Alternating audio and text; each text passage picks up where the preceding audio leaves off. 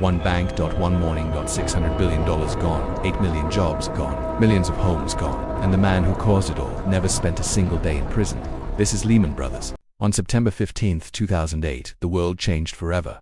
Not slowly, not gradually, overnight. One bank, one morning, one decision, and $600 billion simply ceased to exist. The stock market collapsed. Millions of people lost their jobs. Millions more lost their homes.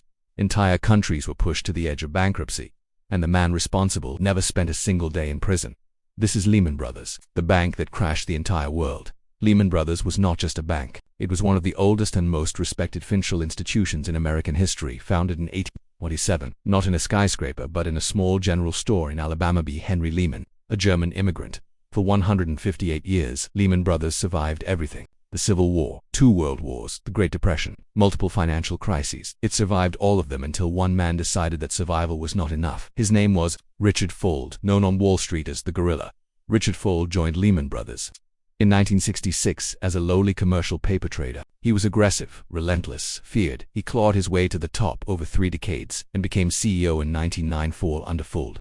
Lehman transformed. He turned it from a struggling fermento, one of the most powerful investment banks on Wall Street. By 2007, Lehman Brothers had assets worth almost $700 billion. Richard Fuld was earning nearly $500 million a year. He had a private elevator in the Lehman headquarters that only he could use. He ate lunch alone every day in a private dining room where no one was allowed to disturb him. He was not just the CEO, he was Lehman Brothers, and that was the problem. Because Richard Fuld had made a bet, a massive, catastrophic, irreversible bet. In the early 2000s, the American housing market was booming like never before. Banks were giving mortgages to anyone who asked. People with no income, no jobs, no assets.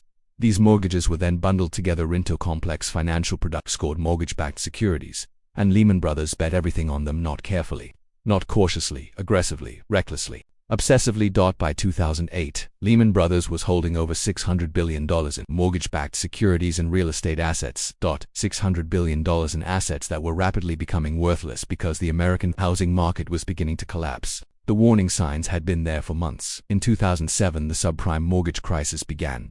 Homeowners across America started defaulting on their loans. The value of Lehman's assets began to fall. Other banks pulled back, reduced their exposure, started playing it safe. Richard Fuld doubled down. He refused to believe the market was collapsing. He fired executives who told him the truth. He publicly stated again and again that Lehman Brothers was strong, that the firm was well capitalized, that the crisis would pass.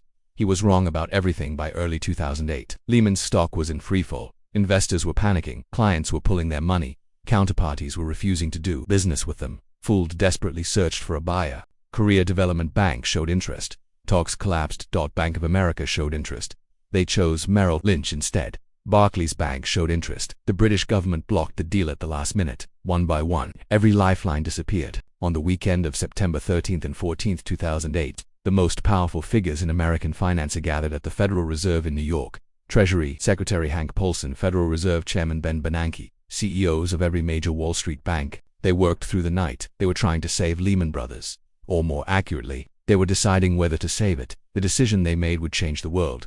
They decided not to. On September 15, 2008, Lehman Brothers filed for bankruptcy, the largest bankruptcy filing in human history. $613 billion in debt. What happened next was like watching a nuclear explosion in slow motion. Stock markets around the world collapsed. The Dow Jones fell 777 points in a single day, the largest single-day point drop in history at that time. Banks stopped lending to each other. Credit froze completely. Businesses that needed loans to pay their workers could not get them. Workers were laid off by the millions. In America alone, 8 million jobs were lost in the months following the Lehman collapse. Around the world, the number was far higher. The global economy shrank for the first time since World War II. Countries like Iceland, Greece, and Ireland were pushed to the brink of complete economic collapse. Millions of ordinary families lost their homes to foreclosure. People who had done everything right, who had worked hard, saved carefully, and planned for the future, lost everything. Because of decisions made in a private dining room on Wall Street by a man they had never heard of. Richard Fuld testified before the United States Congress in October 2008. He was asked one question above all others. How could this have happened? Fuld said he was, quote, embarrassed and sorry. He said he had done everything right. He said he had made the best decisions with the information available. He said he had no regrets. Congress was furious. One congressman asked Fuld whether it was true that he had paid himself as most $500 million in the years before the collapse. Fuld said the number was closer to 150 million, as if that made it better. Here is what happened to Richard Fuld after the collapse. He was never charged with a crime. He paid a civil settlement of less than $1 million to resolve SEC allegations. He sold his Florida mansion to his wife for $100 to protect it from any future lawsuits. Then he quietly started a new investment firm, and he went back to work. As of today, Richard Fuld is a free man, a wealthy man, a man who has never been held fully accountable for the greatest economic disaster since the Great Depression. So what is the real lesson of Lehman Brothers? Lehman Brothers did not fail because of bad luck. It failed because one man drunk on his own power was allowed to make decisions that affected hundreds of millions of people with no oversight, no accountability, and no consequences. The banks that caused the 2008 crisis were bailed out with taxpayer money. The executives who caused the crisis kept their bonuses. The ordinary people who had nothing to do with it lost their jobs, their homes, and their futures. That is the real lesson. When power is concentrated in the hands of people who face no consequences, the consequences fall on everyone else. Every single time. That is a capital case. The most dangerous man in any system is not the one who breaks the rules. It is the one who is powerful and authentic. The rules simply do not apply to him. Subscribe to the capital case, because the next case is already waiting, and every single one of them will make you question everything you thought you knew about power.